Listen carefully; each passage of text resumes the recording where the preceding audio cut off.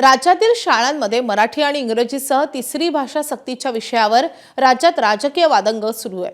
राजकारणामध्ये एकमेकांशी विभक्त झालेले दोन बंधू सुद्धा याच मुद्द्यावर एकत्रित आले।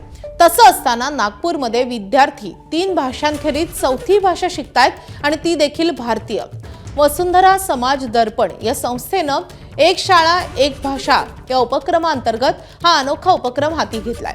त्याच मालिकेमध्ये नागपुरातील प्रतापनगर शाळेमध्ये 130 मराठी विद्यार्थी बंगाली भाषेत पारंगत होत आहेत। अनेक आठवड्यांच्या प्रशिक्षणानंतर हे विद्यार्थी चांगली बंगाली बोलायला लागलेत आणि वाचायलाही लागलेत। या उपक्रमासाठी संस्था विनामूल्य या भाषेचे शिक्षक आणि साहित्य पुरवते। शाळेच्या नियमित वेळेनंतर वेगळे तास घेऊन हे प्रशिक्षण दिलं जात आहे। राष्ट्रीय एकात्मता, भाषिक सामंजस्य, सामाजिक एकरूपता निर्माण करण्याचं वसुंधरा समाज दर्पण संस्थेचं उद्दिष्ट आहे। नागपुरातील हा आगळा भाषिक उपक्रम भाषेच्या महाराष्ट्रातील शैक्षणिक आणि सामाजिक क्षेत्रासाठी नवी दिशा देणारा ठरू शकतो।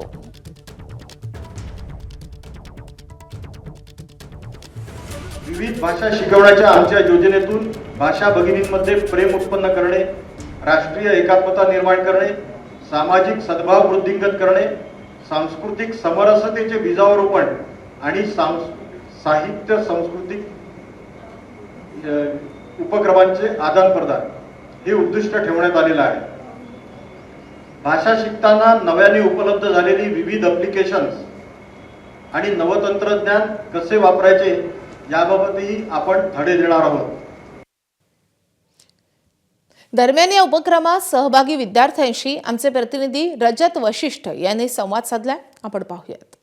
मराठी, इंग्रजी आणि हिंदी याशिवाय एक उपक्रम म्हणून बांगला भाषेचाही प्रशिक्षण घेत आहे आणि हे विद्यार्थी 8वी, 9वी आणि 10वी या 3 वर्गातील हे विद्यार्थी आता हळूहळू बांगला भाषेमध्ये पारंगत व्हायला लागलेले आहे। मला सांग, आता तुम्ही जे बांगला गेले अनेक महिने शिकतायत, काय फायदे जाणवत आहेत?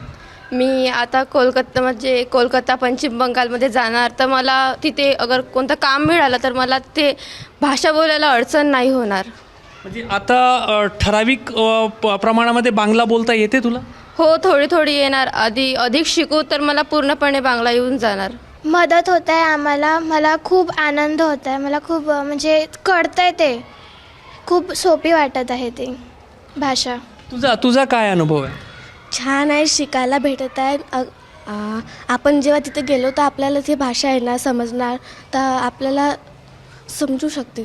तुम्ही काय काय शिकले? काय एखादी कविता वगैरे बांगलाची यायला लागली आता? हो, काय बोलून दाखवा।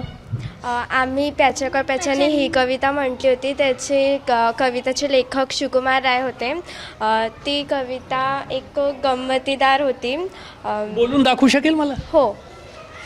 प्याच्या कॉय प्याच्यानी खाशा तोर चाचानी, शुने शुने आन मोर नाचे मोर प्राण मोर, शुरे शुरे कतो प्याच गेट किरी क्वॅच कर, যত ভয় যত দুঃখ দুরু দুরু ধুক ধুক, তোর গানে পেঞ্চি রে সব ভুলে গেঞ্চি রে, চাল মুখे मिठे गान शुरे जय दो नयन। चांगला अनुभव आहे माझं आणि खूप म्हणजे हेल्पफुल आहे अभ्यासात पण, कारण की आपल्याला म्हणजे अदर स्टेटची लँग्वेज शिकायला मिळत आहे, तर खूप चांगलंच असते। भविष्यात जर नोकरी करायला दुसऱ्या राज्यात जायची पाळी आली तर आम्हाला तिथली एक बेसिक भाषा येते असा एक कॉन्फिडन्स या विद्यार्थ्यांमध्ये दिसायला लागलेला आहे। कॅमेरामॅन अतुल हिरडेसह रजत वशिष्ठ, एबीपी माझा, नागपूर। एबीपी माझा, उघडा डोळे बघा नीट।